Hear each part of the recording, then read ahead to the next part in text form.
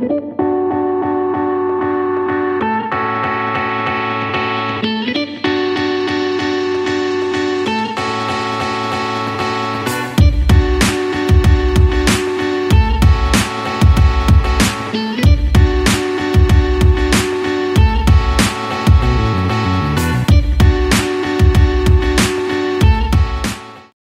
going on, guys? It's Raul TV, Team Flywheel. We're back again, and what we're going to do is, this time around, I'm not going to, no jobs or no nothing like that. I'm going to talk about a little thing, right? A little cardinal sin, little thing that people do wrong when they're fixing cars and everything, okay?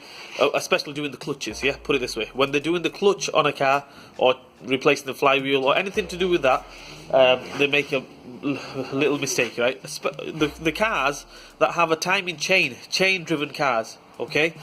When you come to take the clutch off, or take the flywheel off, or anything like that, right, don't go just, if you whiz it off with a gun, engine doesn't turn, happy days, no problem, yeah? When you come in to tighten it up, you cannot go tighten it up with a gun, electric gun, and just leave it, you know, you'll have to double check it with your hand, yeah?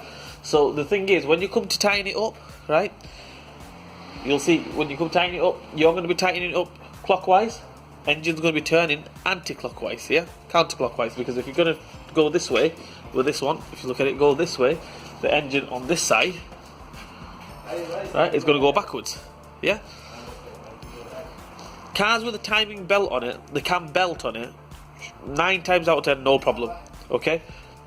But cars that have a timing chain on them, you need to hold the crank side, yeah, the crank pulley, you need to hold it. What's going to happen is, obviously, no oil pressure, no nothing now. When you turn it backwards, the tooth might jump. Yeah, the chain might jump 1 tooth or maybe 2 tooth, and then when you come to start it up again, car's misfiring, not starting up properly. This normally happens on the Vauxhall Insignias. Right, Vauxhall Insignias. This is what happens. Right, I'm doing. So basically, I'll take it off with a gun. I'll take it off, no problem. When I come to tie it back up, make sure you get a strong arm on the other side. Somebody hold it on that side, or jam it against something so it cannot move.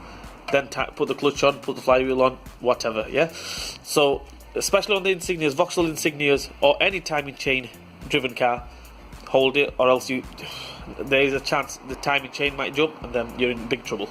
You know, because so many times in the past, I've had people coming here saying that on a Vauxhall Insignia, especially on the Vauxhall Insignias, they've done the timing chain, they've done the clutch, gearbox replacement, or whatever, you know, the flywheel and everything.